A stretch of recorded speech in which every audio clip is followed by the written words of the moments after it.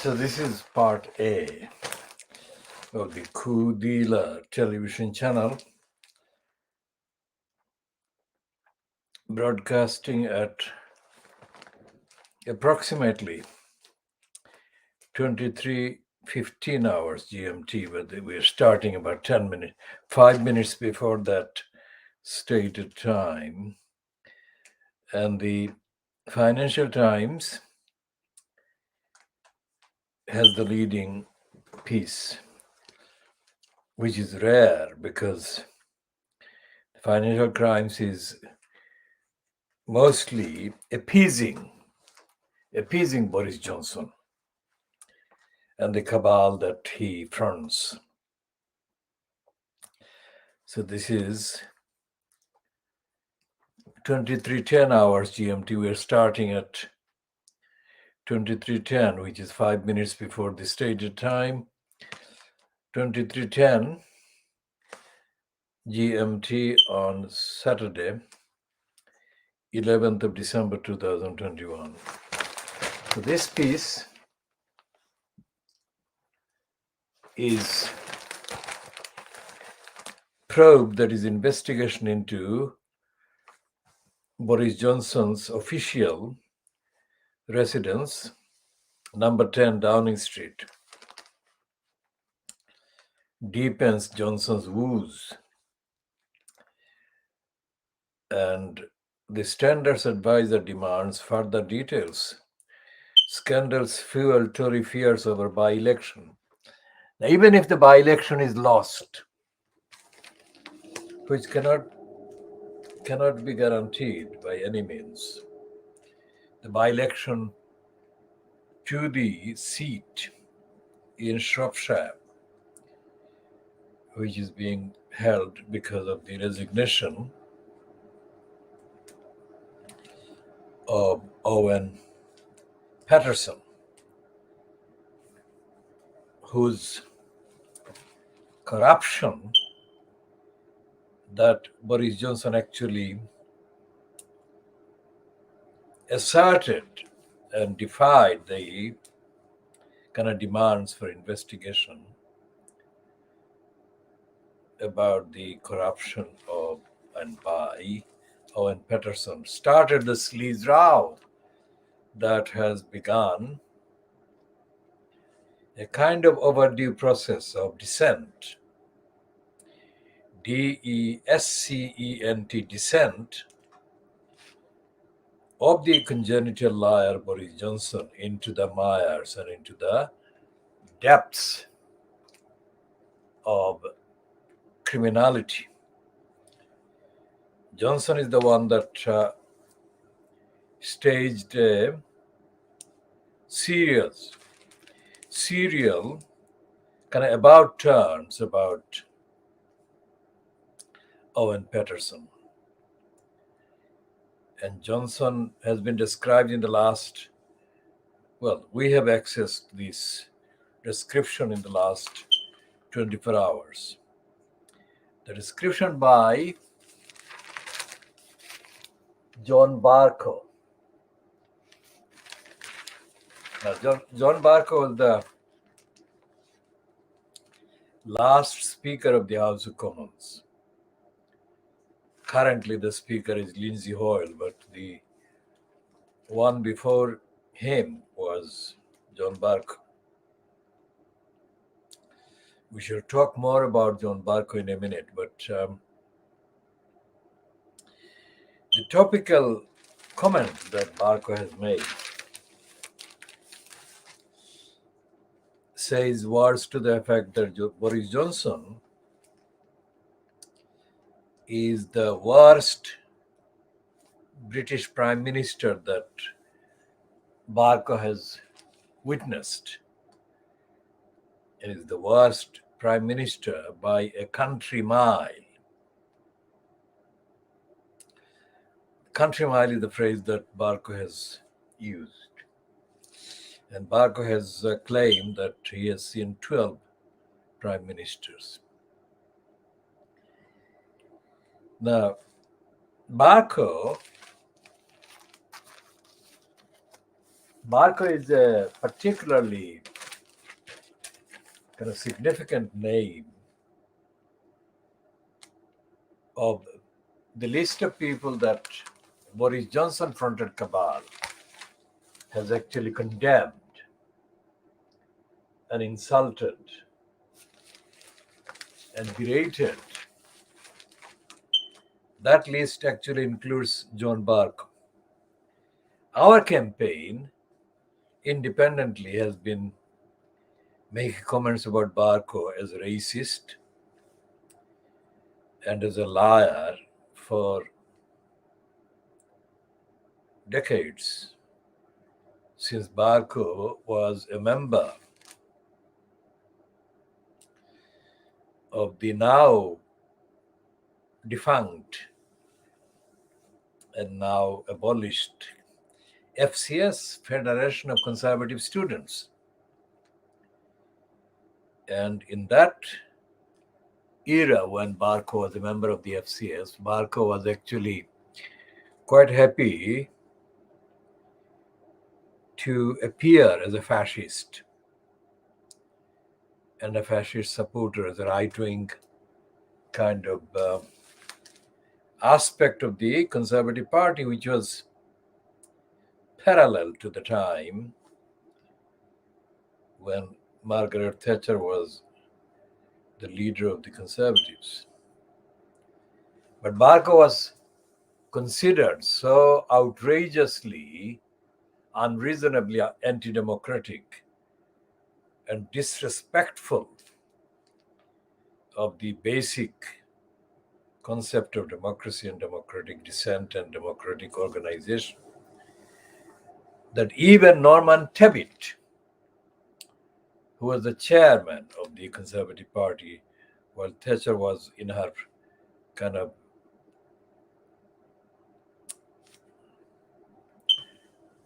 prime, if you like, as the leader of the Conservative Party.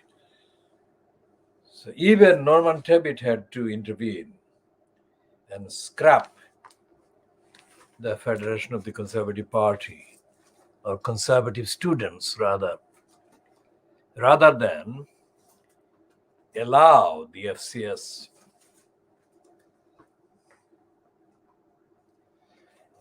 to undermine the authority of Margaret Thatcher and the power that she was allowed to have in the 1980s. So Barco has that background. But then when Barco became a member of parliament, conservative member of parliament, Barco began the process whereby Barco became almost unrecognizable politically from the Barco that he had been in the 1980s and as a neo-fascist enforcer of the FCS.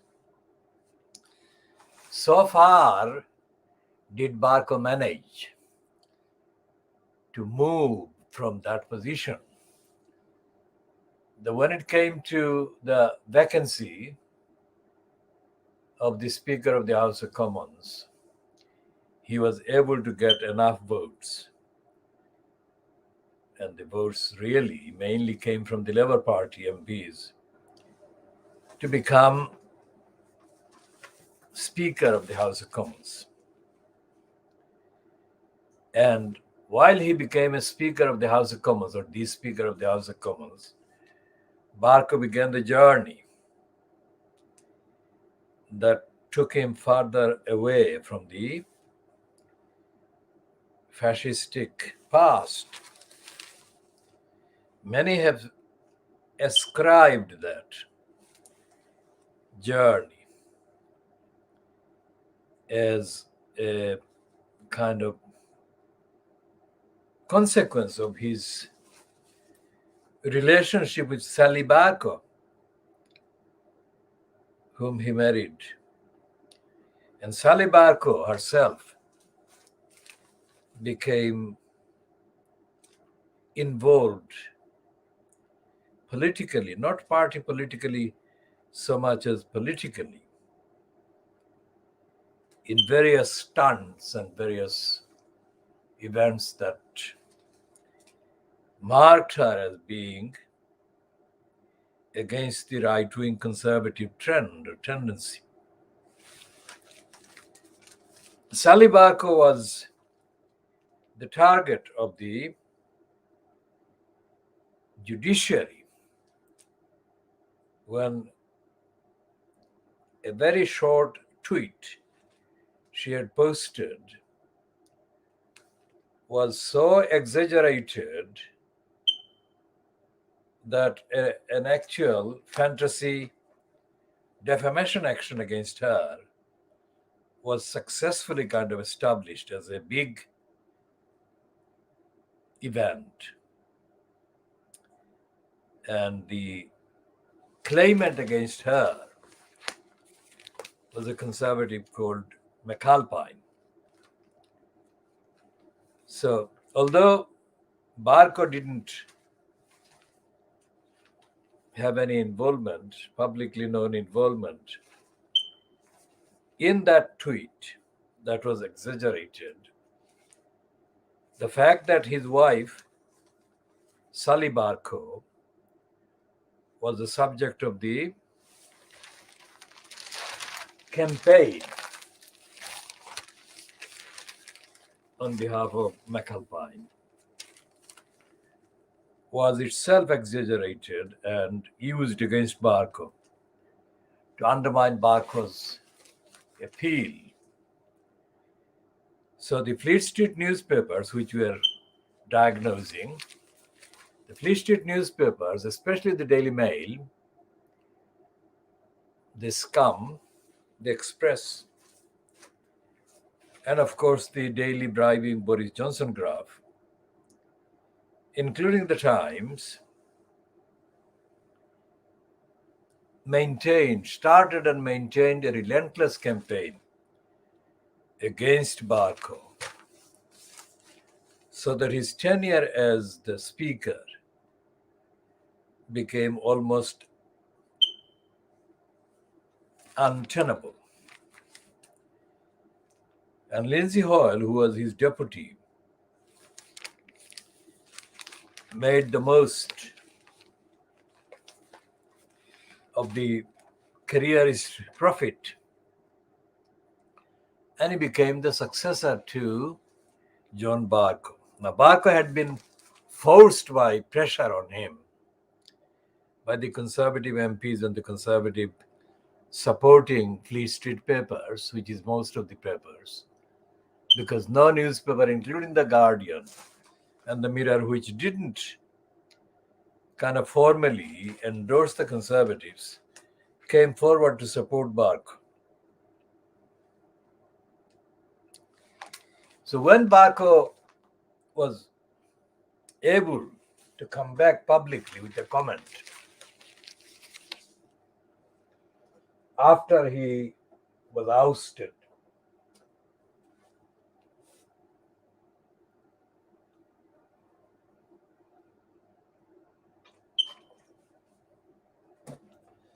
he made the most of the few seconds of airtime.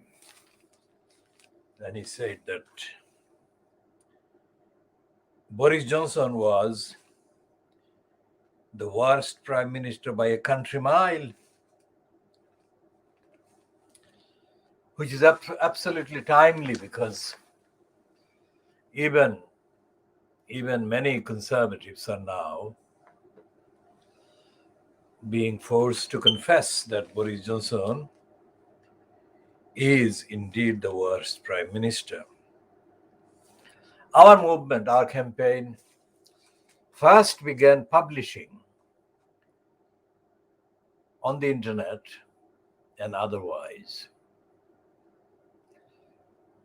assertions to the effect that Boris Johnson was a liar. We began in 2005, 2006. about the time when he was being touted as a kind of conservative to watch politically.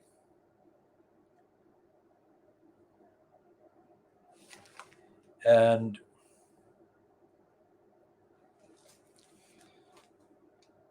we said that Johnson was a liar based on the evidence, published evidence that had been available at that time, which is now 15, 16 years ago. So in the 15, 16 years since we first began to publicly call Boris Johnson a liar,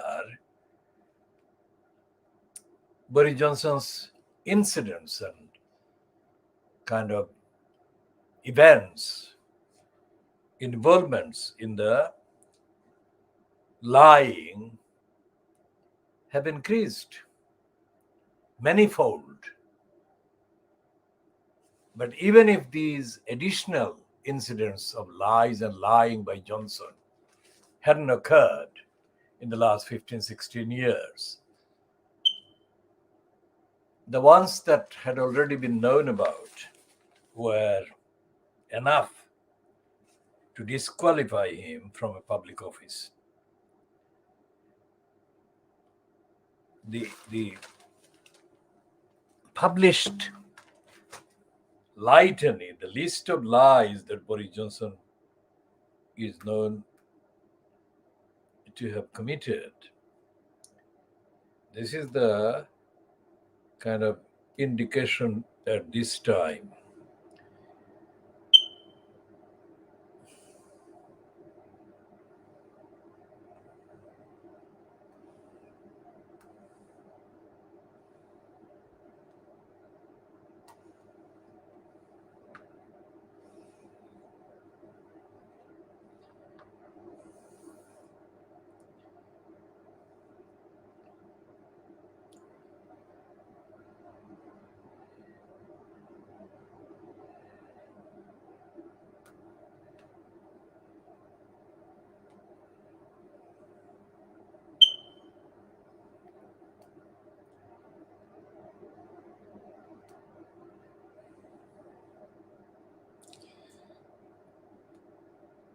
And there is this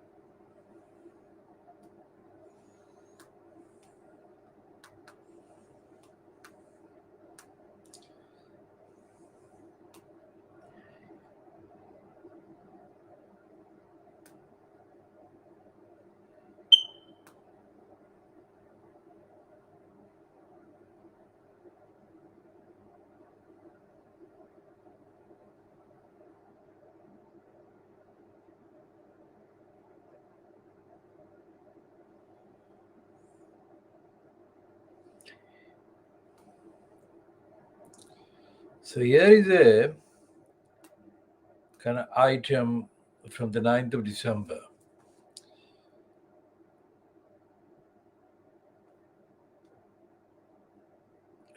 Which is that Boris Johnson is a liar. And it's the 9th of December. And it's headed official. Boris Johnson is a liar. And it's a piece on the dailybeast.com website. And it says, it is not, or this is not a new charge against a man who was fired from his first proper job as a journalist for dishonesty. And it actually goes back to the time when Michael Howard, the Conservative Party leader, had to sack Boris Johnson and demote him and so on.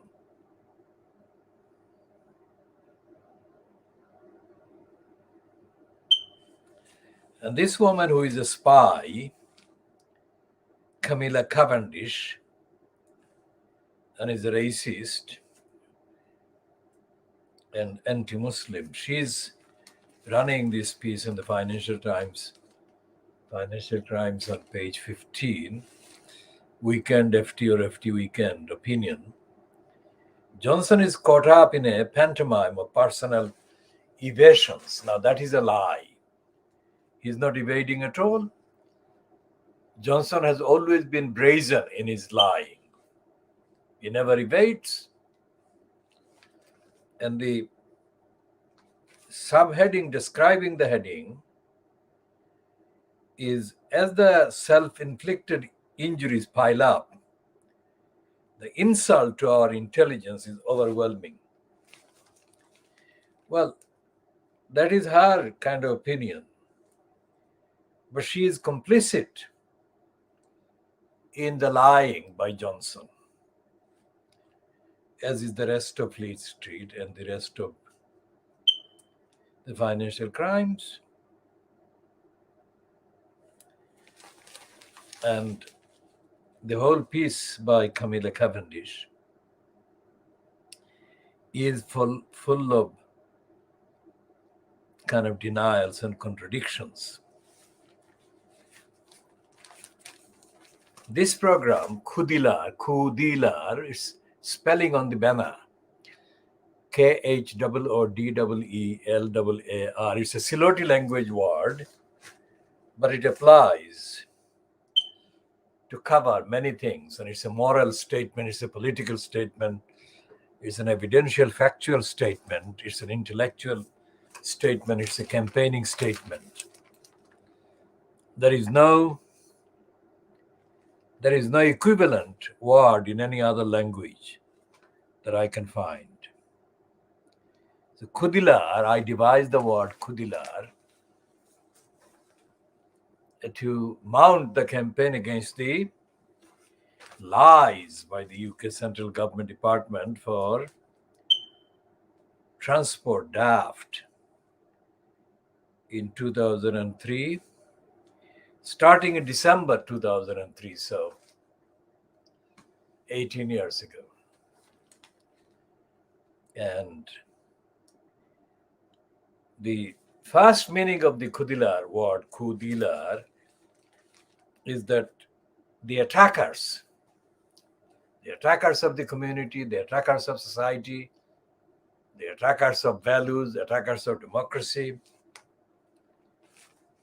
are destroying the settlement. And the settlement was physically Brick Lane, which was targeted for the crossrail hole that was going to be dug between the Princelet Street and the Brick Lane itself, Hanbury Street, and let's say between Brick Lane, Princelet Street, and Hanbury Street. So I mobilized the campaign, and it went on for about 7 to 8 years intensely until the government was defeated. And Brick Lane was prevented from being dug up, if you like, and destroyed. And one of my speeches at the beginning was that we shall not allow the government to dig our community out of Brick Lane, out of the area. Now, Camilla Cavendish is one of the insiders. Fleet Street is a racist community. It's a racist profession, racist street collectively. There is hardly, if ever, any Asian or African in there. And when there is any African or Asian name, it would be either as a criminal kind of mental slave like Trevor Terrible Phillips, or as The Guardian in 1981 allowed a piece to be bylined to Mike Phillips, who biologically is a brother of Trevor Terrible Phillips, but is not condemned in any way by us, because our movement has known Mike Phillips as not a fully active and fully courageous anti-racist, but he is an anti-racist, has been an anti-racist. And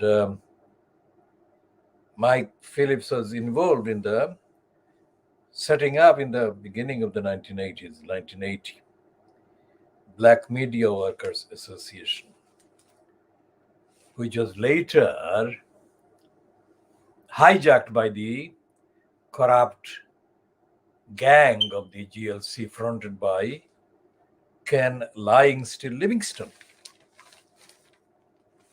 And in the hijack of the Black Media Workers Association that we founded in 1980, Ken Lying Still Livingston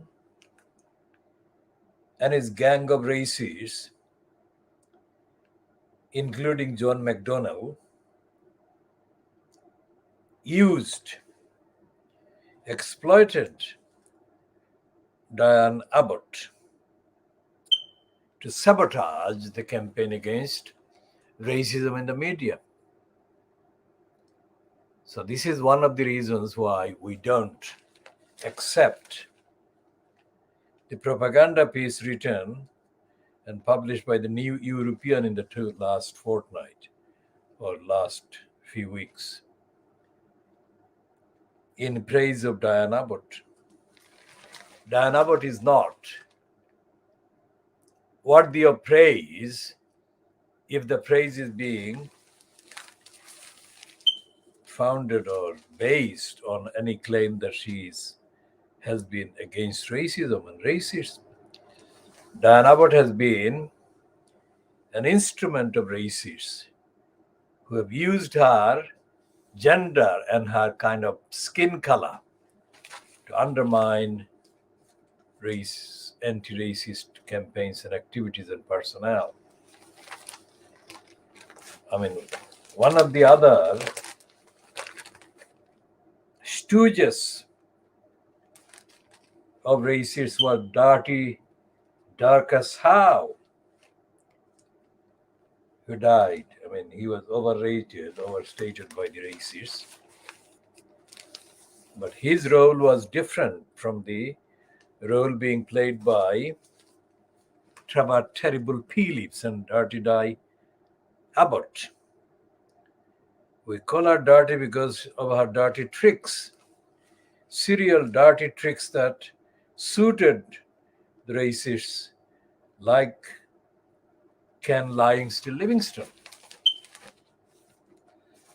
So when Camilla Cavendish kind of writes in the Financial Crimes, she does that in the knowledge that she is in a natural territory. No platform is given or available to intellectually challenge the racist, colonialist, crusader culture that dominates the criminals' territory of Fleet Street. So that's criminality.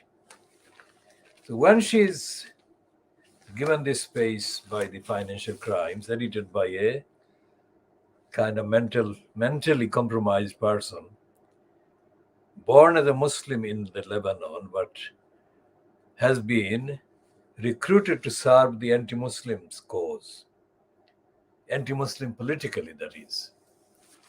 We are not part of a theological Muslim movement. We are part of a political movement that includes the defense of the victims of anti-Muslim racism as well as the victims of racism aimed at other people who are not necessarily Muslim. And there is nothing in the Camilla Cavendish piece, this piece, there is absolutely nothing in there that challenges racism, that challenges or recognizes the actual immorality, the criminality, the depravity that racism contains and relies on.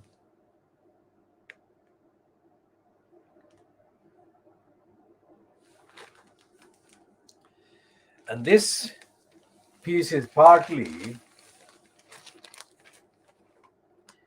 a kind of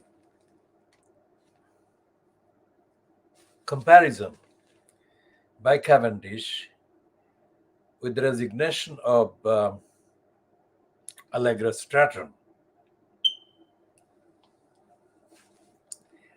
And even after days after she resigned, tearfully, Johnson is refusing to admit that the party took place in the Downing Street. So Cavendish says, Stratton's rapid, tearful resignation was in stark contrast to the reluctance of some male members of this government, Williamson, Hancock, Jenrick, to leave office, and they were actually in charge of something. As the self-inflicted injuries pile up, the insult to our intelligence is overwhelming. It's obvious there was a party, as many as 7, according to some reports, at a time when the government had criminalized mingling. To insist that the guidelines were followed is a cruel joke at the expense of all those who endured real hardship during strict lockdowns. Now, cruel joke. Let's look at the term cruelty. When the baby angel Geronimo was targeted for vilification, for malicious falsehood about his state of health, starting, let's say, sometime in 2017, not long after he arrived from New Zealand, where he had been born. The series of lies communicated against baby angel Geronimo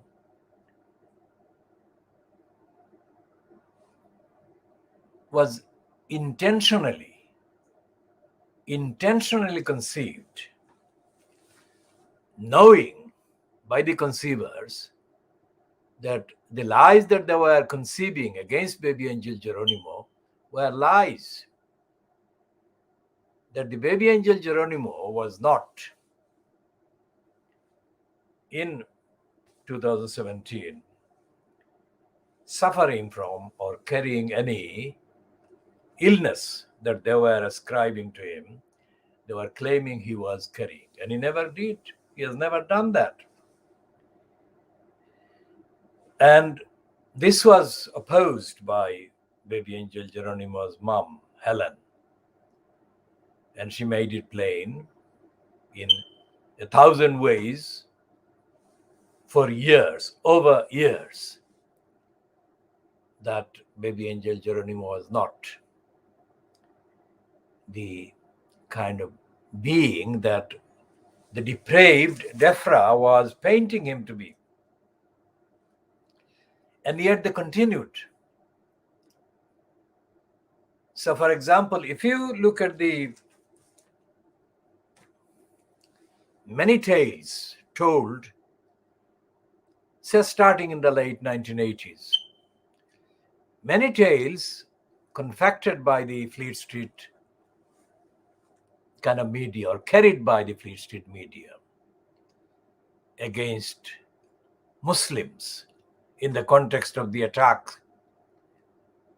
that was mounted via the Crusaders' agent, Saitan Rushdie. You'd find that the image of Muslims protesting against the lies by Saitan Rushdie had in that image the component of being ruthless, being irrational, being unreasonable, and being very much, quote, not British. And the concept of that British, or that concept of being British, was conveyed by suggesting that being British inevitably, invariably included being compassionate as opposed to being cruel. And the few seconds of the staged burning of a copy of the Saitan Rushdie book in Bradford was exaggerated beyond description. And all the rational, reasonable, genuine criticisms that other Muslims had against Saitan Rushdie and the project that was mounted by him or through him were ignored and buried. All the racists, all the Crusader supporters against Muslims from Canada to the USA, to the UK, to Western Europe, to France and other places, rhetorically and in terms of agenda and narrative, united with such venom and such hatred in the narrative against Muslims that there was no space, there was not even one kind of tiny moment when the truth about all these liars could be placed before the ordinary people, population in Canada, in the USA, in Western Europe, in the UK. So when Camilla Cavendish says that these people who have failed to resign, all these males like Williamson, Hancock, Jenrick, who are actually in charge of something,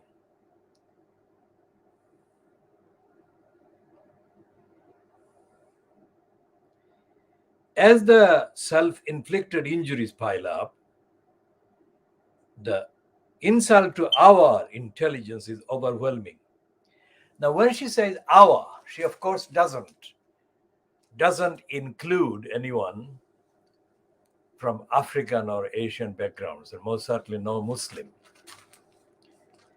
Because in her own personal dealings, she would be lying against a Muslim if somebody who objected to her pointed out the contradictions and weakness of her case at any point. So our is an exclusive kind of description which doesn't include all the people who are truthful and are truthfully and intelligently alert and morally outraged against the lies and the sexism of the likes of Johnson and Williamson and Jenrick and who else? Hancock. So reading that paragraph again, As the result, as the self-inflicted injuries pile up, the insult to our intelligence is overwhelming. It's obvious there was a party, as many as 7 parties, according to some reports, at a time when the government, that is, government fronted by the cabal of Boris Johnson, had criminalized mingling. To insist that the guidelines were followed is a cruel joke. Just like the depraved Defra has lied against baby angel Geronimo for years and has said that everything was done to make sure that the truthful state of health of baby angel Geronimo was being told and was being kind of maintained. Now, it will never ever get admitted by Fleet Street that they colluded, because when the cruelty of the plot to do criminal damage and harm to the baby angel Geronimo was being brought to their attention and notice, all of the Fleet Street chose to collude with the criminal plotters, who they didn't question, who they didn't challenge, by objectively citing evidence, independent evidence, and independent criteria. Now, this program is called the World Exclusive Diagnosis of Fleet Street. What does it mean? Of course, it's obvious what it means, but for those who may not get it, world exclusive literally means that anywhere in the world, this is the only diagnosis of Fleet Street of this kind. That's number one. Number two, that the world refers to world standard criteria. It's not confined to any particular country, confined to any particular culture. It's not confined to any particular agenda. And the purpose of the World Exclusive Diagnosis of Fleet Street is itself independent, objective, universal. The only purpose is to tell the truth and to point to the lies of Fleet Street, lies by a Fleet Street. So when she says that it was a cruel joke at the expense of all those who endured real hardship during strict lockdowns, she could say, but she has not said, that it's not just about the lockdown, about the virus and the restrictions, but it's about every aspect of the behavior, the decision making in the name of the government, that this cruelty and this contradiction and this corruption is perpetrated. Why? Because there has never been any regime in the UK where the behavior, the decision making, the use, or mostly the abuse of power. Power inevitably means the power that is used against other people by a very small number of persons, other people and creatures. In the case of the years-long campaign, cruel, intentional, criminal campaign to hurt baby angel Geronimo. And the papers were made aware of this. The media made aware of the various stages, the various intricate details of how the depraved DEFRA, the depravity of the campaign against baby angel Geronimo, was extensively explained and stated and updated.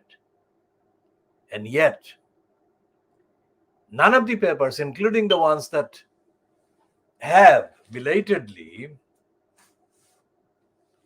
admitted partly that the baby angel Geronimo was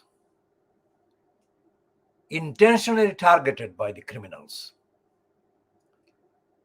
Even those papers and outlets have chosen not to put point blank the questions to the depraved DEFRA and the criminal called George Injustice Eustace and the criminal woman called Christine Middlemiss. Christine Middlemiss is the criminal in post as the so-called chief vet,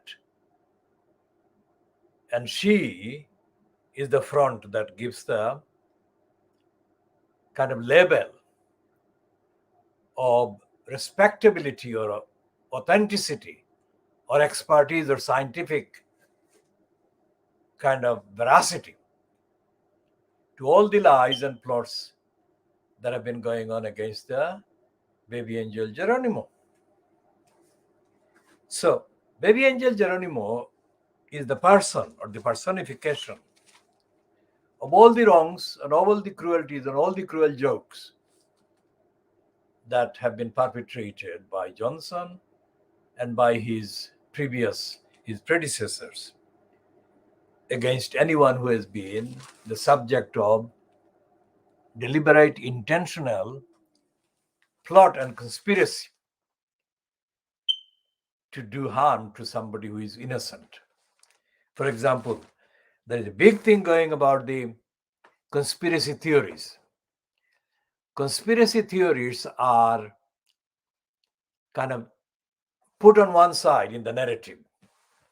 And anyone who says that the government or the policymakers or the agencies are lying or kind of distributing fictions under the guise of scientific inquiries, objectivity, etc. Anyone who questions that, anyone who points that out there is called a conspiracy theorist. And this phrase, conspiracy theories, has been overly abused by those who want to silence rational, scientific kind of criticism or comments about what the vaccine program or the jabbing has been about and it doesn't matter whether the objections are absolutely as scientific can be, but anyone who is opposing the imposition of the vaccine program is dismissed as conspiracy theorist, and therefore the conspiracy theory or theories has become a tool, a slogan, a badge to condemn opponents of a policy that is not certainly established on scientific universal basis. So conspiracy theories is a device that suits anti-democratic forces. That's what that has been used against anyone, including David Icke. Our program is not a follower or supporter or fan of any particular exponent, including David Icke. However, we do recognize that David Icke has the right, like any other person, to bring to the public's attention what is going on. That is not, if he wants to bring to the attention of the public, anything that is important for the safety of the public, safety of democracy, existence of democracy, and that should be encouraged rather than being dismissed and denounced, which is what has been happening. Again, topically, strictly speaking, topically, the decision this week, during the week that's just gone, against Julian Assange is a political decision by a court of one of the courts in the English jurisdiction. As we say, the courts of law, the higher courts, are criminal operations. These are not independent whatsoever. All the political decisions that we could mention, all the political decisions are made in order to suit the executive in this country. And that is not evidence of the claim that the judiciary is independent whatsoever. In the case of the Supreme Court, rubber stamping Sajid Javid's withdrawal of citizenship from Shamima Begum. Shamima Begum was a British citizen born by birth. The Supreme Court actually reversed the Court of Appeal ruling that Shamima Begum should be allowed to come to Britain to challenge Sajid Javid's or the Home Office's removal of our citizenship. The Supreme Court played a criminal corrupt role because the reasoning in that so-called ruling was done despite the fact that the UK remained obliged to uphold various rights available to a citizen or a person challenging the state, like Shamima Begum, under the various international treaties, obligations, conventions, agreements, statements, declarations. And none of the Fleet Street Papers has even recognized the option available to baby angel Geronimo against the lying by the state. And it is the behavior of the state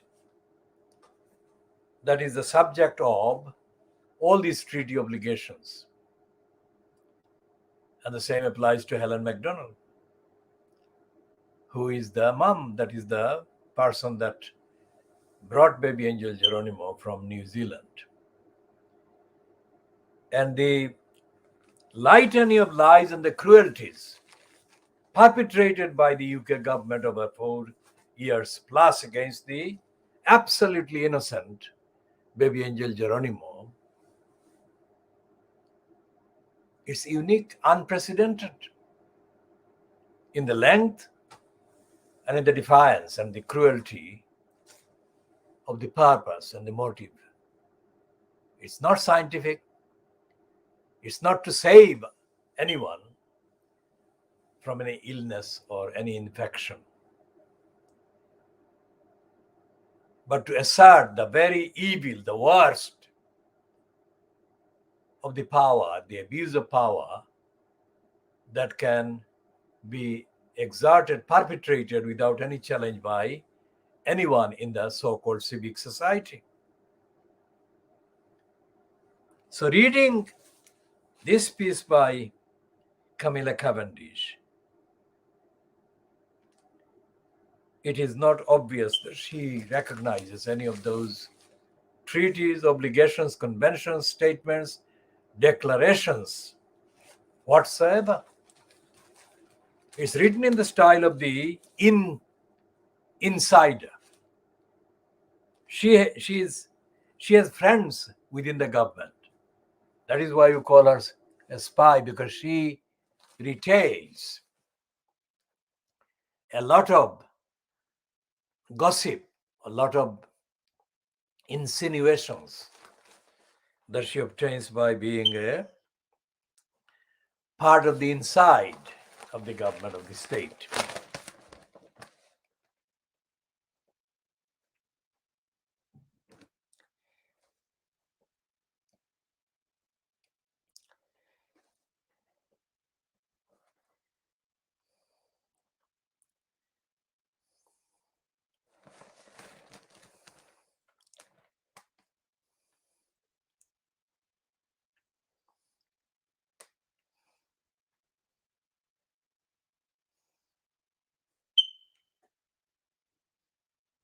And what she's talking about, this Camilla Cavendish, includes references to the Afghanistan pullout, and she also refers to pen farthing. And she does that as part of the in kind of narrative. Pen farthing, despite the fact that he has been in disagreement with the government, is treated as one of us, that is Camilla Cavendish, one of us. Because the height of the exchanges took place between Helen Macdonald and the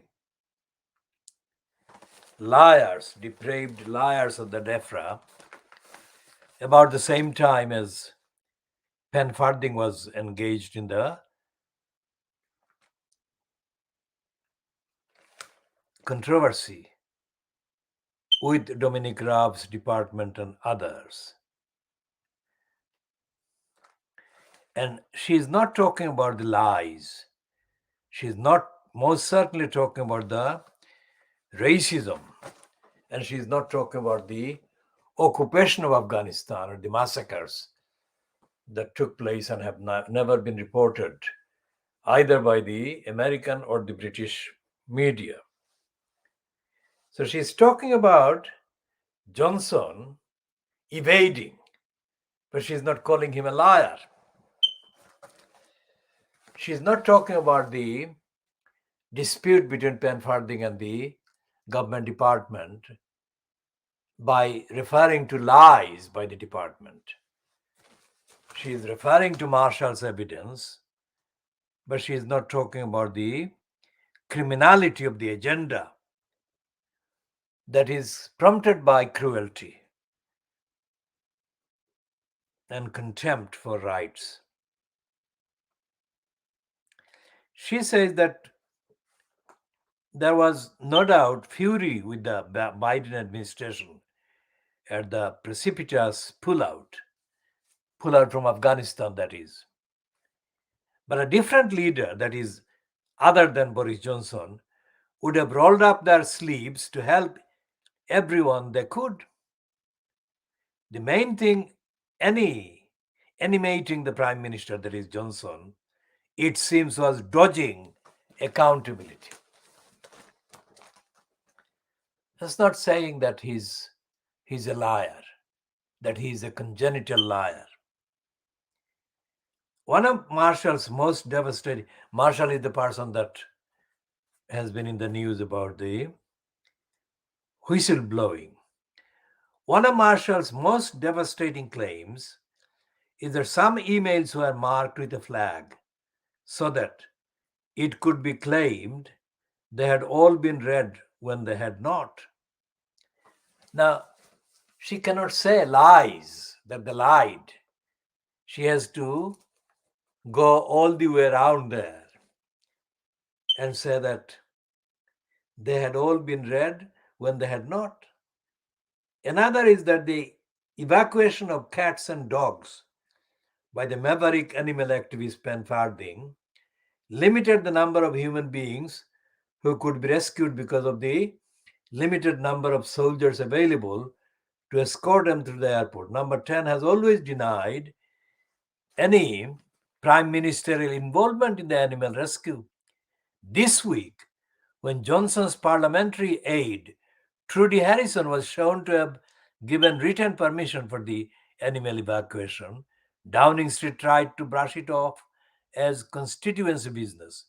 But farthing is not one of Harrison's constituents. They take us for fools, she says, Camilla Cavendish. And they can't stop.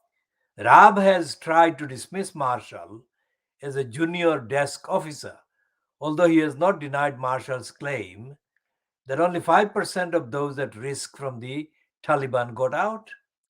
Now he is conveniently isolating, having been in contact with the Australian Deputy Prime Minister who contracted COVID. No minister wants to defend Mr. Johnson on the airwaves. Please play your part, the Prime Minister pleaded to the nation, announcing the new COVID restrictions. Perhaps he could start by playing his part, which was supposed to be that of Prime Minister. Johnson's refrain for now is, "It's my party and I'll lie if I want to." But the audience is shouting, "Look behind you." Now, that is not the treatment by Camilla Cavendish of a criminal. Because when the baby angel Geronimo was the subject of various questions formally put to Johnson's cabal, Johnson didn't have a single scientific or real answer.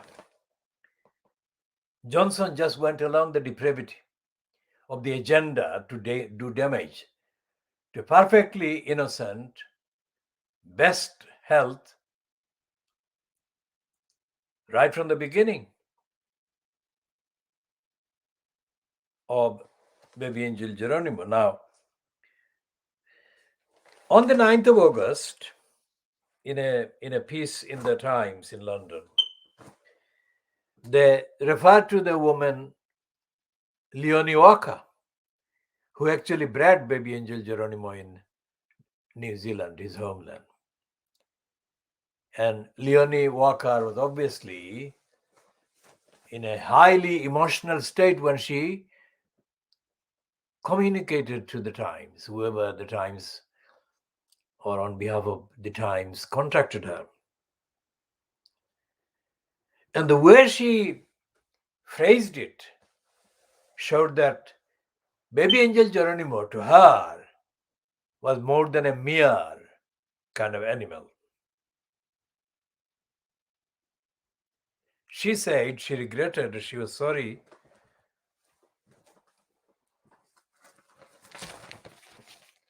that baby angel Geronimo had to go. It's one of the things that will survive Boris Johnson's departure from number 10 Downing Street is the criminality that they plotted against baby angel Geronimo. And the likes of Camilla Cavendish, who does refer to penny farthing, but she covers herself with her mates. Maverick. Maverick is an insulting word to be used against pen farthing, in the context of what is being referred to. Because maverick, like conspiracy theories, is a pejorative word in this context. It is contradictory because although she is recognizing factually the involvement of pen farthing, she is also undermining his morality and his commitment. And he has very strongly denied any link with any of the cats and any of the dogs that were kind of eventually flown out of Kabul, with any loss of opportunity by a single human being to leave Afghanistan at that time. And she is not talking about that. She just mentioned pen farthing to decorate her piece with the appearance that she is aware of the topical conversations and references. So when we say the diagnosis of Fleet Street, world exclusive diagnosis of Fleet Street, I have done that with the piece by Camilla Cavendish, whom we call, and I call, on the evidence as part of the spying propaganda for the state, for the various agencies and insiders.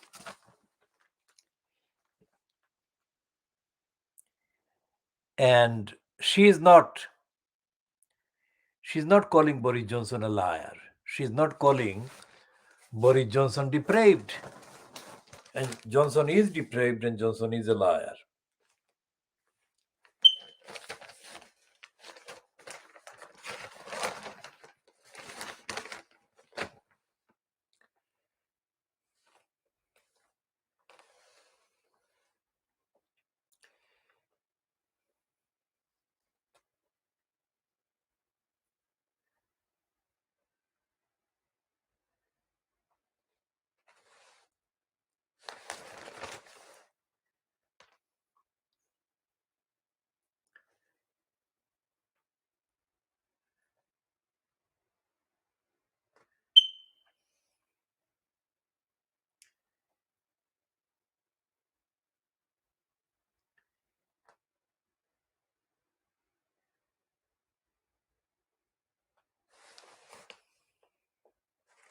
And the financial crime says that it is a publication without fear and without favor. That's a lie.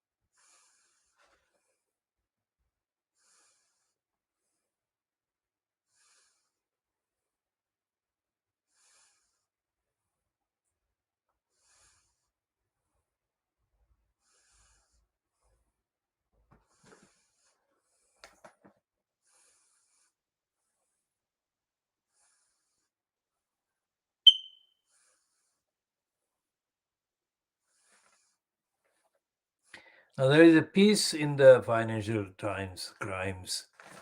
There is a letter from Dennis McShane. Now, Dennis McShane was a minister in the Tony Blair regime.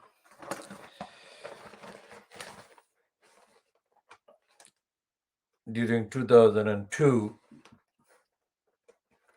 to 2005.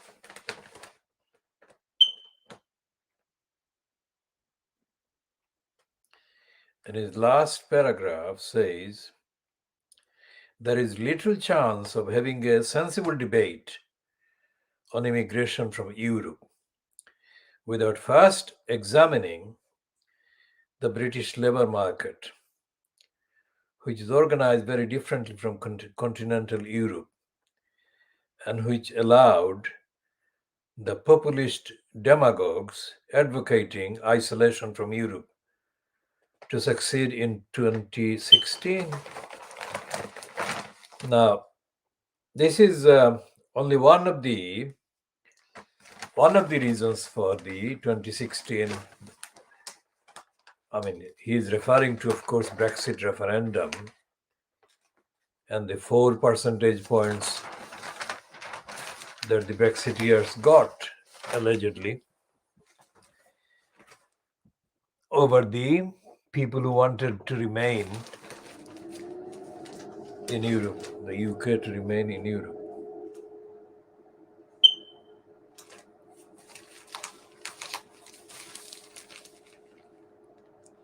There is a big read in the FT called the International Relations. And it says, what does Putin want? And it says the Russian leader's intentions in Ukraine remain a mystery. Some governments speculate he wants to use military pressure to halt NATO's expansion. Others fear he is planning an invasion for real this time. And it's written by Max Saddon, Henry Foy, and Katrina Manson.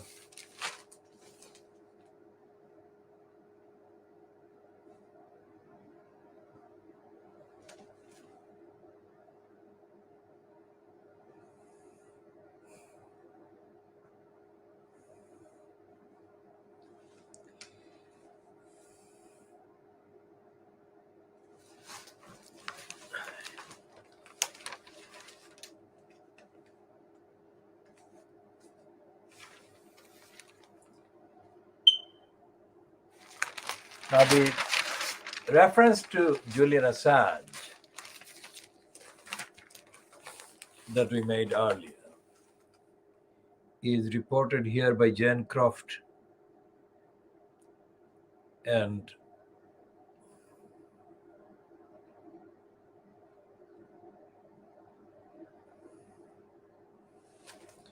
this piece by Jane Croft quotes Christine Rafson, editor-in-chief of WikiLeaks, saying Julian's life is once more under grave threat, and so is the right of journalists to publish material that governments and corporations find inconvenient. Now, that is absolutely the point. However, if journalists are being the beneficiaries of the campaigning work that Julian Assange has done, then that is not obvious from the contents of Fleet Street today or at any point during Julian Assange's stay in the South American country's embassy for all these years, and the various challenges made on his behalf.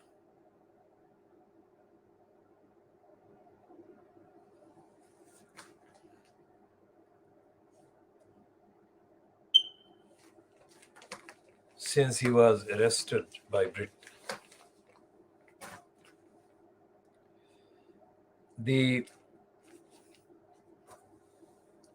journalism that WikiLeaks actually represents is the kind of journalism that should exist in all the media, but it doesn't.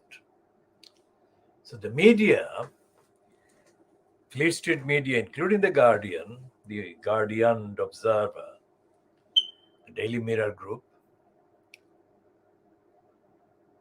and the pretentious Times, which is pretentious because since Dirty Digger Robert Rich, Rupert Murdoch took over the Times ownership, the Times has been trading on the name of the Times newspaper, but it has been retailing lies to suit the agenda that Rupert Murdoch actually wants. So the Fleet Street newspapers are not publishing the truth on anything. And when you look at the kind of so-called newspaper reviews, for example, the reviews that are run, almost similar reviews run by the Sky News and the BBC News programs, you can see that their guests are mainly other journalists. And what they do is repeat, or sometimes they elaborate on parts of the stories. This is not about telling the truth, it's just repeating items that are contained in the papers. So,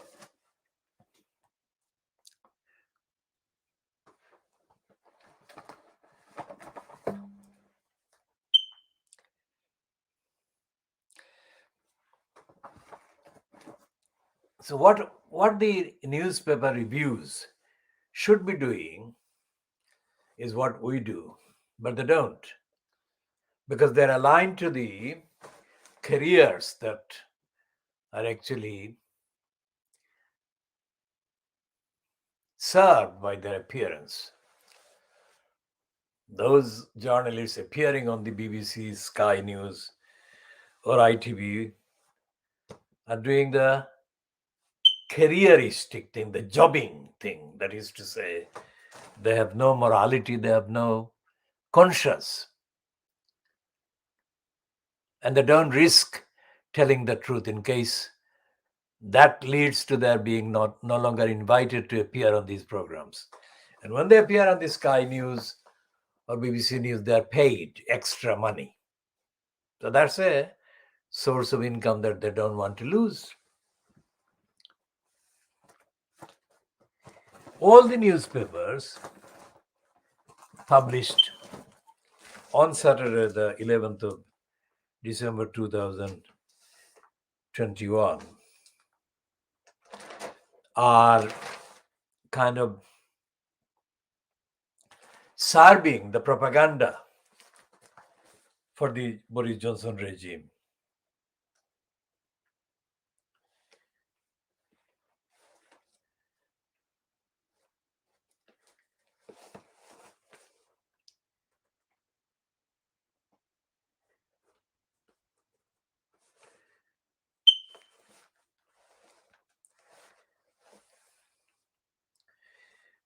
And here is John Barker being quoted. I have known 12 prime ministers in my lifetime. And by a country mile, Boris Johnson is the worst.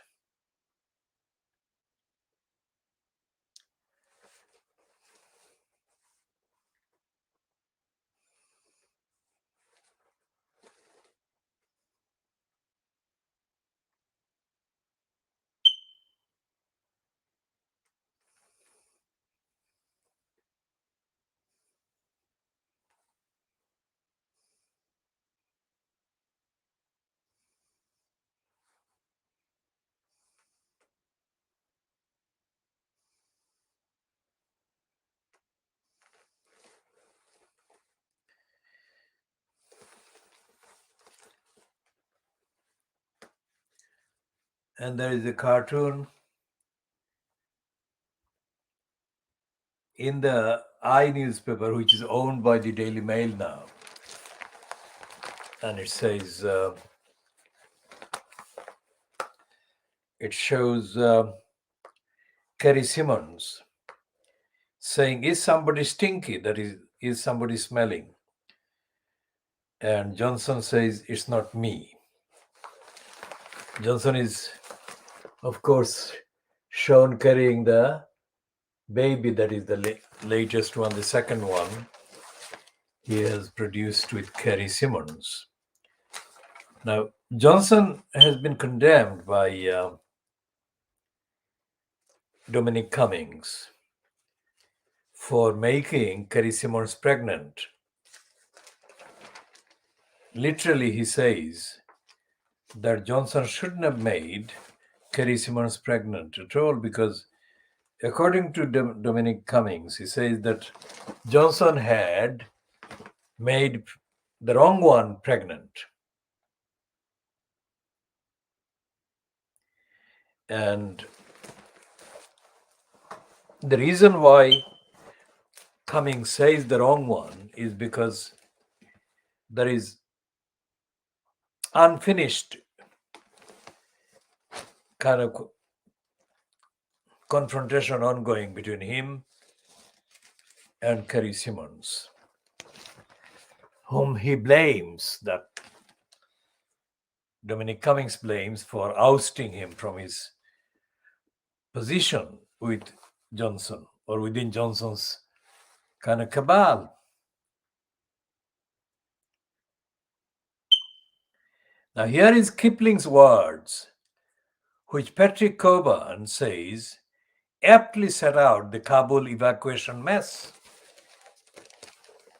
Remember, we talked about Kabul evacuation and references to it by Camilla Cavendish. But let's see what Patrick Coburn says. Coburn is the son of Claude Coburn. It's an Irish name. Claude Coburn was the one with his wife Patricia who had founded the short-lived The Week in the 1930s. We shall talk about the Week another time. We have talked about it before, but let's look at the words. First of all, we read the words that Patrick Coburn quotes from Kipling. Kipling is, of course, Rudyard Kipling. Now, Kipling is notorious as a racist English poet. Now, let's see how that comes across here. There shall not return to us the strong man coldly slain, in sight of help denied from day to day, but the man who edged their agonies and cheat them in their pain. Are they too strong and wise to put away? Shall we only threaten and be angry for an hour? When the storm is ended, shall we find how softly, but how swiftly they have sidled back to power by the favor and contrivance of their kind.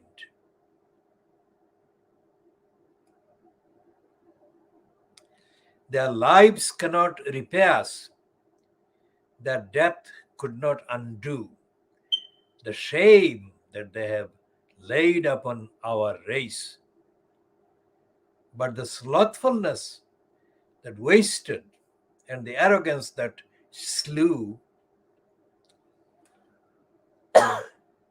shall we leave it unabated in its place? Now that's a quotation from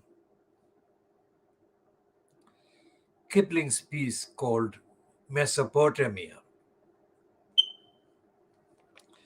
And Coburn continues in his narrative. Rudyard Kipling's savage denunciation of the British politicians and officials responsible for the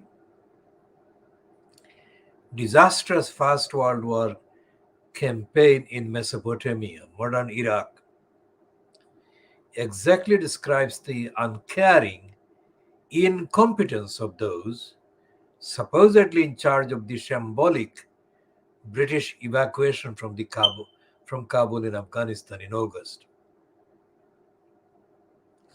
Among those abandoned in sight of help was a man whose 9-year-old child was no longer breathing after being crushed in the crowd of 25,000 desperate people trying to escape the Taliban.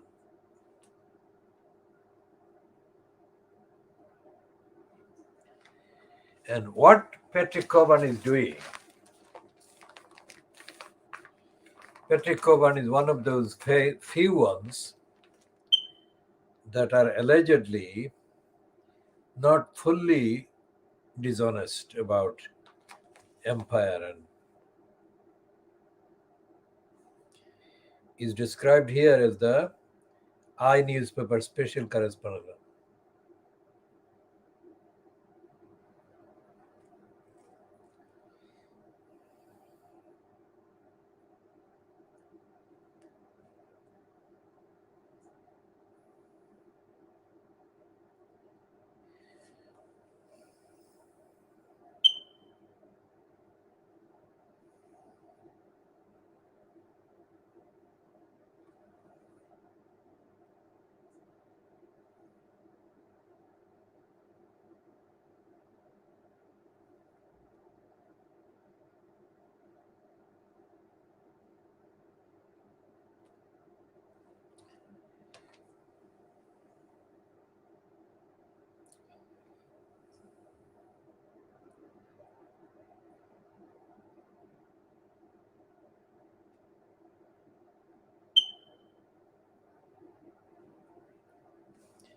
So what he's saying is going over the whistleblower Raphael Marshall, the Foreign Commonwealth and Development Office whistleblower, told the Commons Foreign Affairs Committee how Raab had said he would need all the cases for evacuation set out in a well presented table to make decisions.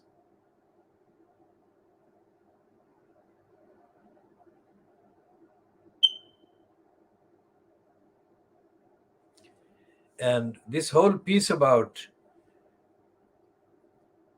Raphael Marshall's evidence to the MPs is about the disengagement, the dishonesty, the incompetence, the depravity of UK government ministers,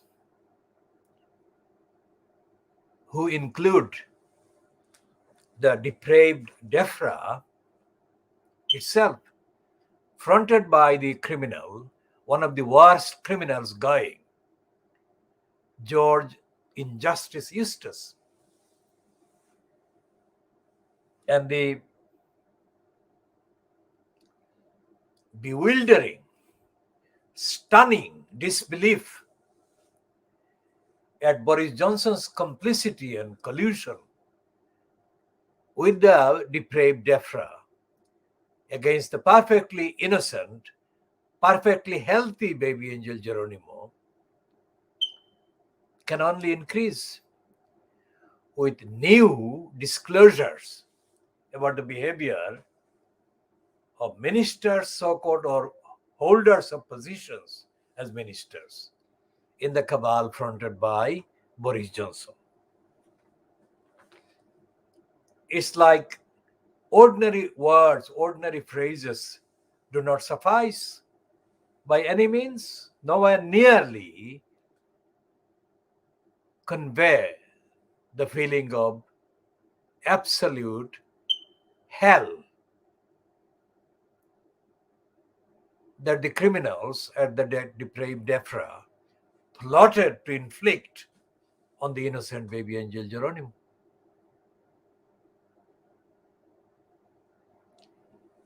Now, baby angel Geronimo was relying on human beings to speak for him at the time, at every time that there has been an incidence of lying by the depraved Ephraim. So far, publicly, it is the case that none of the human beings who claim to be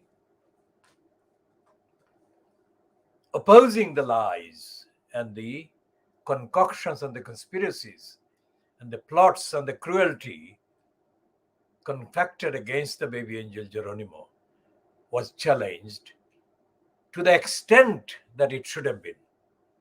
Not that it was unchallenged, but not to the extent that it should have been, in the sense of creating a nationwide or worldwide outrage of this scale, on this scale, that it should have been at the time, each time, every time. And it hasn't been so far. The reason why we call these programs editions, Baby Angel Geronimo editions, is to add evidential, ethical, moral, factual, humanitarian, including the extension of humanitarian to cover the person who is not biologically human, but spiritually more than human, more than the best example of the best character. So what we are doing is adding every day in every broadcast to the extent of the depravity that the liars mounted against the most innocent and the healthiest baby angel Geronimo. And we shall be doing this regularly.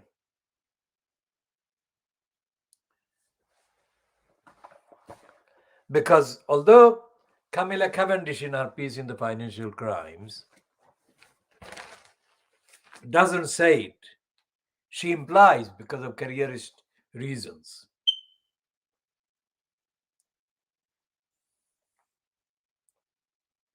Here is the recognition by Patrick Coburn.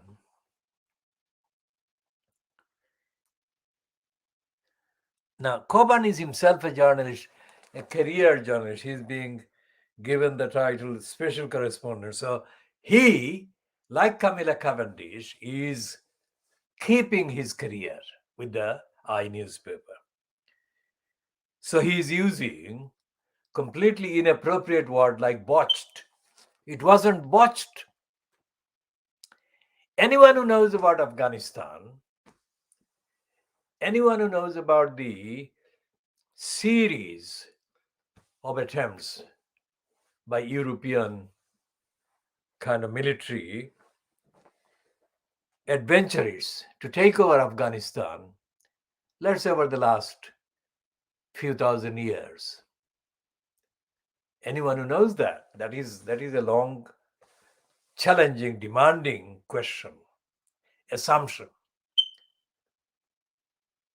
Anyone who knows about the history of Afghanistan over the last few thousand years would know that all the Western adventures have failed. Why do they keep trying? Because if the basic democracy, sovereignty are accepted,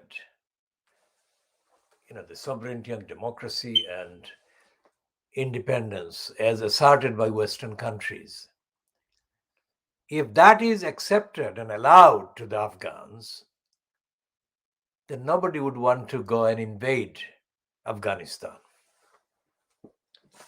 And where there is a need or a strategy to invade, there inevitably is the corollary and the consequent need for inventing an excuse, a pretext, what is also capable of being called a bogey, a bad person, a bad character. Now, anyone who knows the languages would know that the word Taliban is not the word that they try to convey Taliban to be. It is to do with demand, it is to do with search, it is to do with inquiries, it is to do with scholarship, learning. What kind of dark ageist moron would go to Afghanistan, take it over, and unleash series of massacres of the local people? In the name of what? This applies to the Russians in the last kind of 50 years, let's say. And this applies to the Americans, the Western NATO power, so-called. Remember, I have not mentioned the role of the Muslims, the role of the people in Afghanistan, in Pakistan, in Iran, in Turkey, etc., etc. What are they doing? What are the Muslims? Because this place is Muslim dominated in terms of the demography, in terms of the numbers. So what are the Muslims doing about the goings on? And remember what I said before in the previous, not this edition, the wealth that is possessed by many Muslims in the world is enough to feed not only the hungry Muslims of the world's population, but the entirety of the hungry population of the world. What is going on? Why aren't the Muslims who have the wealth, why don't they feed the world's poorest? Why don't they clothe the world's poorest? Why don't they provide house the homeless of the world? Why do they not provide the schooling, the health service needed by the world's poorest and the most neglected and the most violated? Because there is more than enough wealth. And as these current pandemic shows, Muslims with the most wealth could solve the problem of buying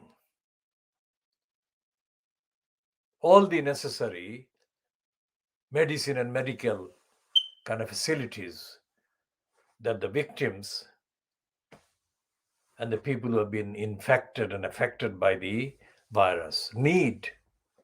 So why aren't they doing it? This question, of course, is ongoing.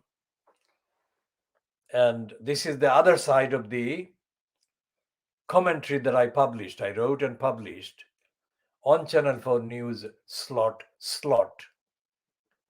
in January 1992, when I directly addressed John Major, who was the Prime Minister of the UK at the time and was about to go to the United Nations General Assembly in New York to chair or to perform the role of the UK presiding over the particular session of the United Nations.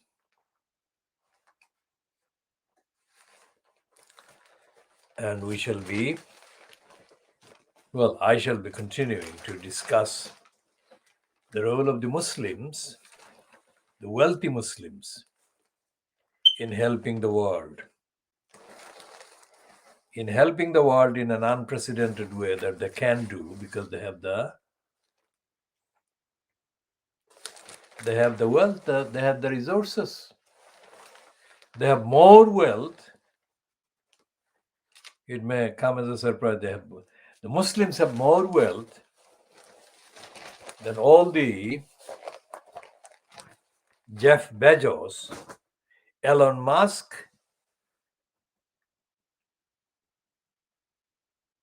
and Bill Gates,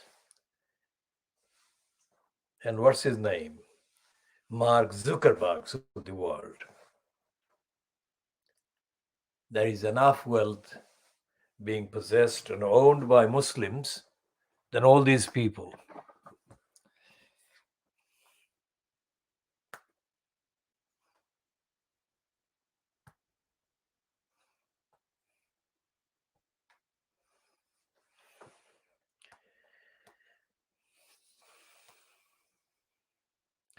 Because the wealth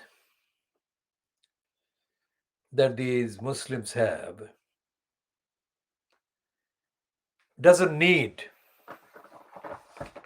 the United States, Western European countries whatsoever to do anything in meeting the needs of the poorest of the world, the neediest of the world, the homeless of the world.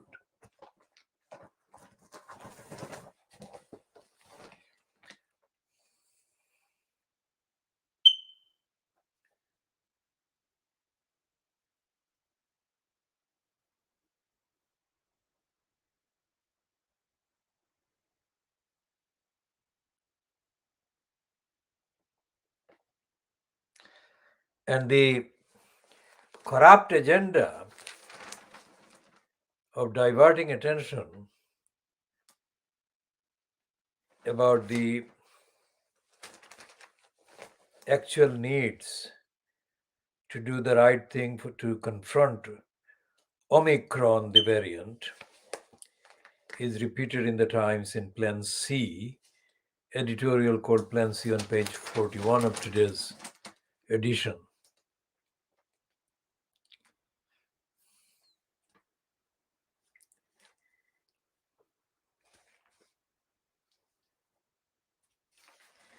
And there is a piece that is semi-satirical, which is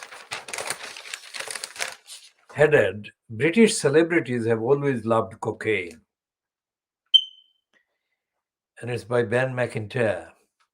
Sherlock Holmes showed all the signs of addiction, and even Queen Victoria is thought to have enjoyed coca wine. And there is a political sketch by Patrick Maguire, because Matt Shorley is away.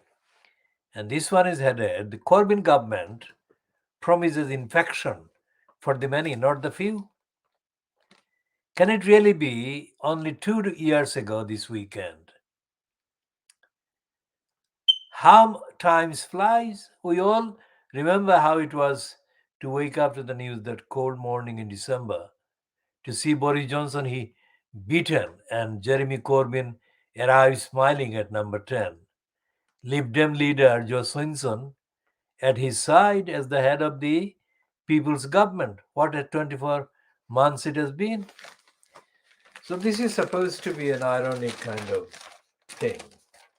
Joe Swinson would never, ever stand near Jeremy Corbyn.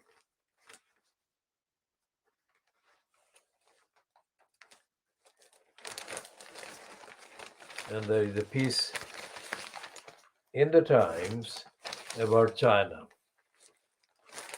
saying the Chinese high achievers who displeased the Communist Party disappeared.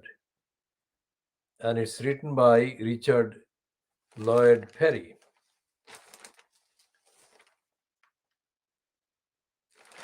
Who is described as the Asia editor for the Times.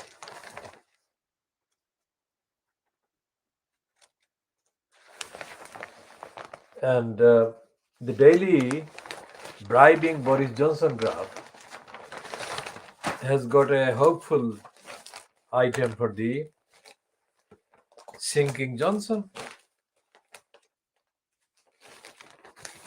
It talks about the return of Ed Lista to help step in to find enforcer. Lister is ready to return to oversee hiring a figure who can help impose discipline on Downing Street. That's a stupid, absolutely stupid and corrupt piece by the daily bribing Boris Johnson graph. Edward Lister is a crook, and Lister cannot save Johnson from Johnson's own lying. Now, here is the piece on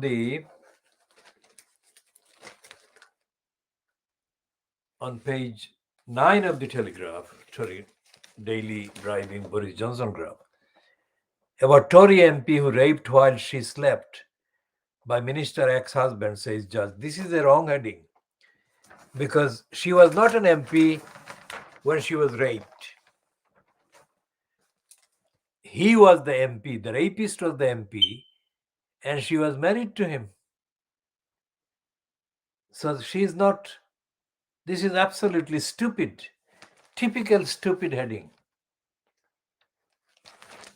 So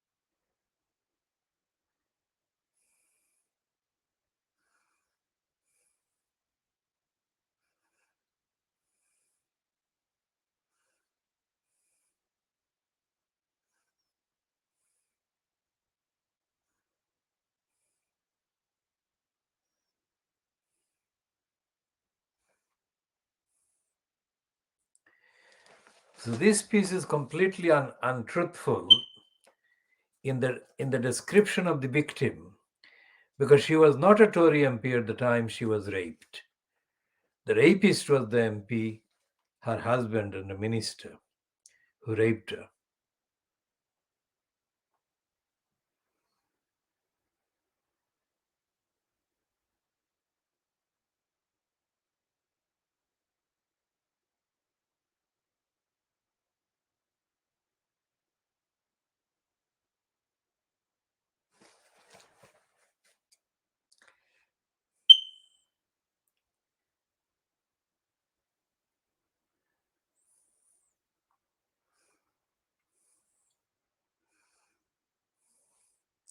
Charlotte Proudman, Kate Griffith's lawyer, said that Andrew Griffiths, after raping his wife, Kate, told her no one would believe her because he was an MP.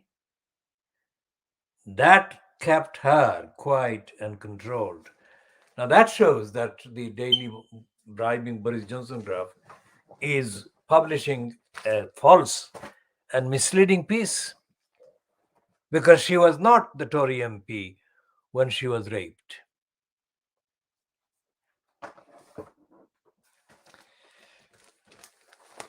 And we shall be coming back to that story. Now, this other piece about abuse, sexual abuse, anyone watching this who might have said to me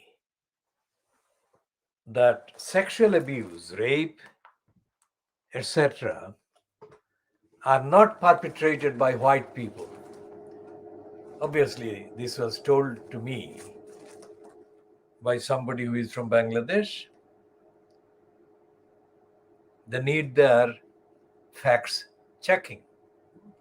All the news, all the scandals that dominate the media are about white sexual perverts and abusers and rapists like Andrew Griffiths. And all the accounts about Boris Johnson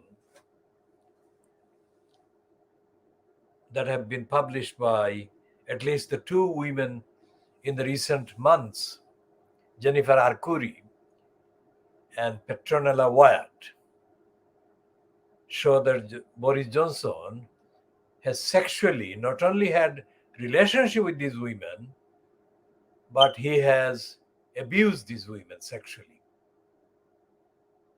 And as we have said before, in the case of Petronella Wyatt was actually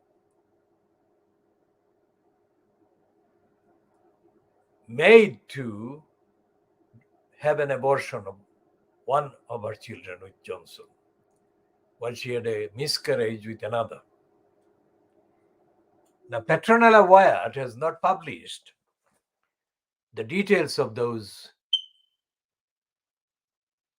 very painful experiences that she was put through by Johnson.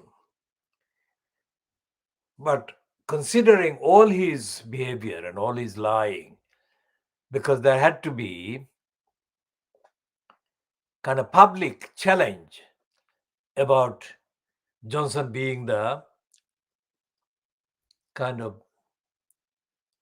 sexual kind of source of the pregnancies, became reluctantly known after Petronella Wyatt's mother told the media what Johnson had done.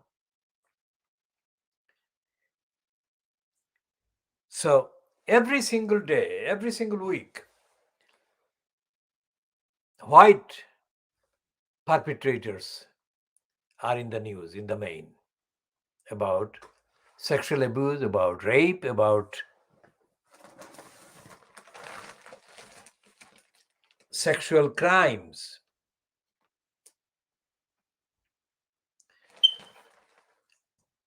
The kidnap, the rape and the murder of Sarah Everard, done by Wayne Couzens, is of course one of the most horrendous examples of what goes on.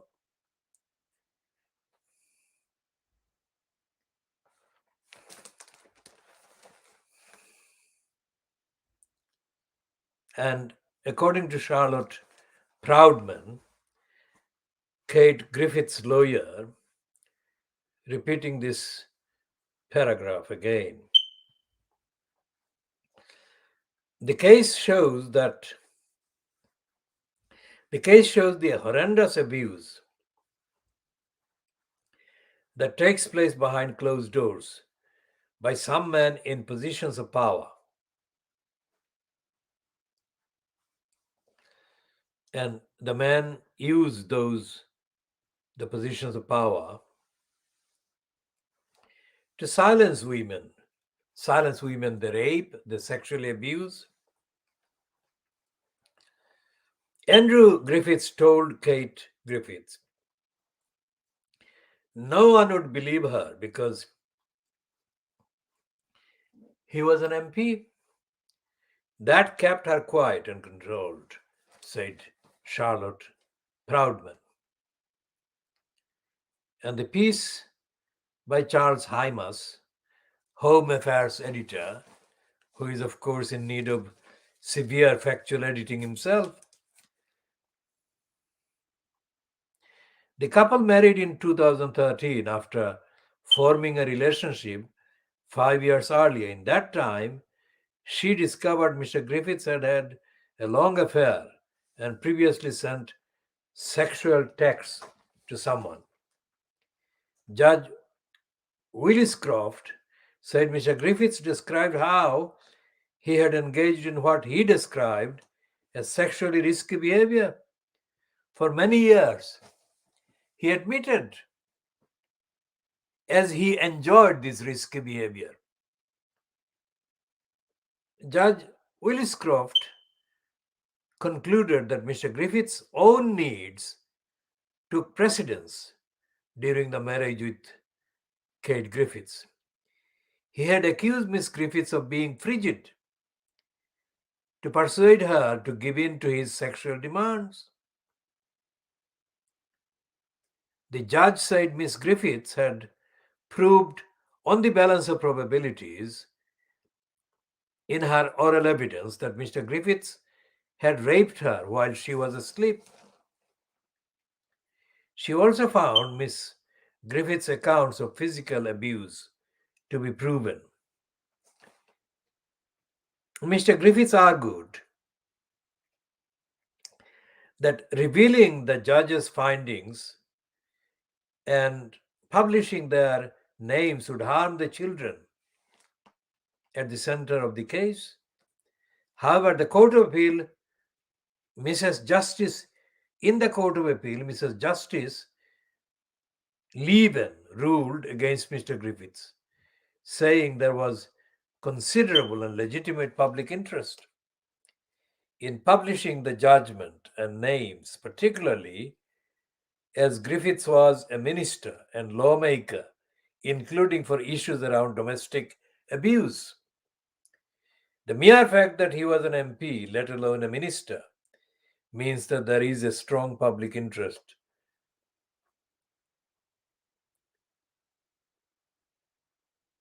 Now, again, this Charles Hymas has got his tense wrong, the gender wrong. If the Court of Appeal judge is Mrs. Justice Levin, then how can he, Charles Hymas, refer to her as he said?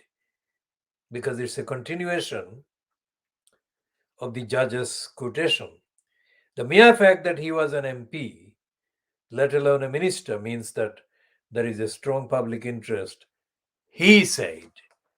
Now, so many mistakes and errors in the daily bribing Boris Johnson graph.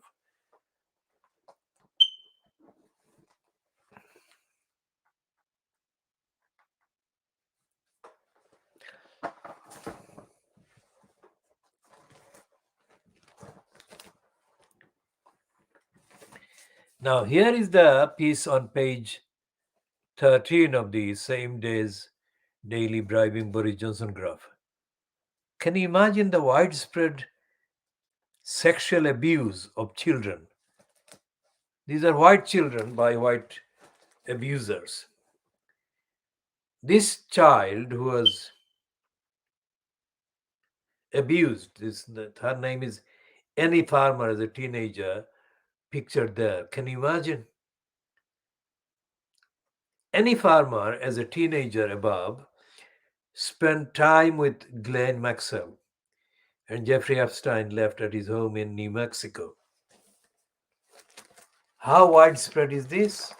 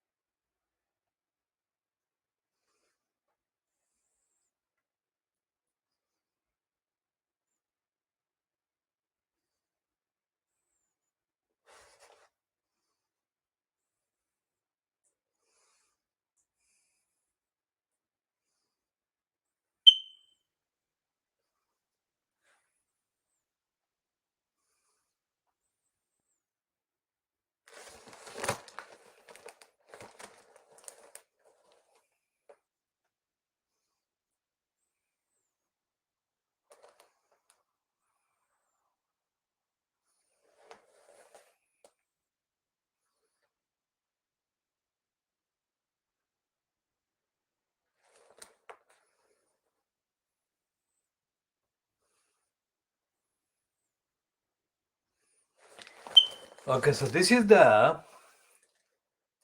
piece about the latest kind of proceedings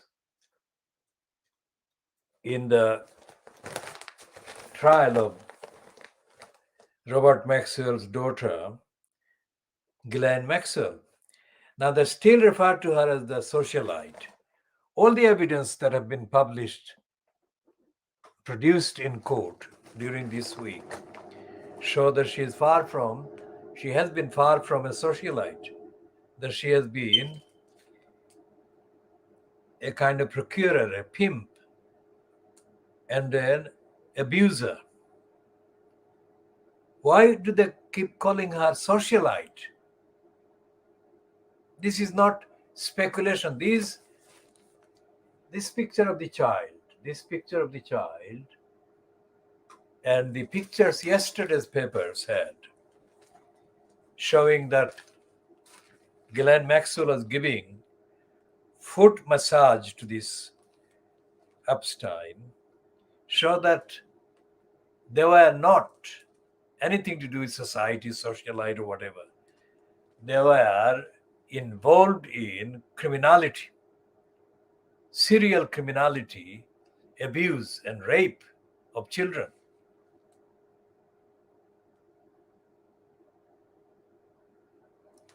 And this is something that they are admitting in this piece, this first paragraph. A victim of Jeffrey Epstein told the FBI well over a decade ago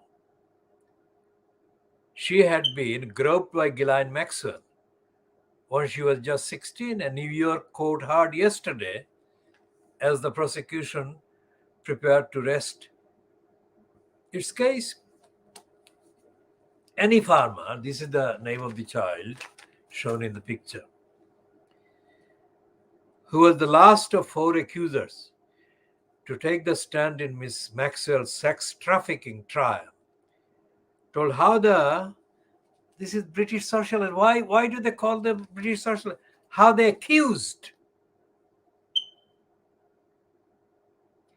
made her lie naked on a massage table as she rubbed the teenager's breasts during a visit to Epstein's New Mexico ranch in 1996. I felt frozen. It didn't make sense to me. I wanted so badly to get off the table, said Miss Farmer, the only one of the alleged victims to testify under her real name.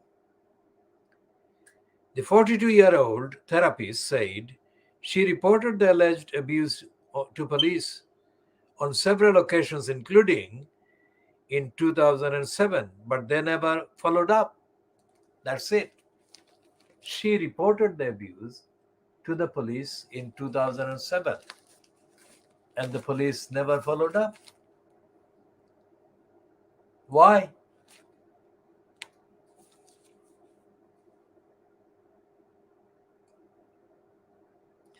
Miss Farmer told the Manhattan court that she had been introduced to Epstein by her older sister, Maria, who was 25 years old and employed by the financier at the time. Asked by U.S. Assistant Attorney Lara Pomeranz what her sister had told her about let's say Epstein, Miss Farmer said she had said that Epstein was interested in the possibility of helping me with my education. Can you believe it? And it goes on. We shall be continuing in due course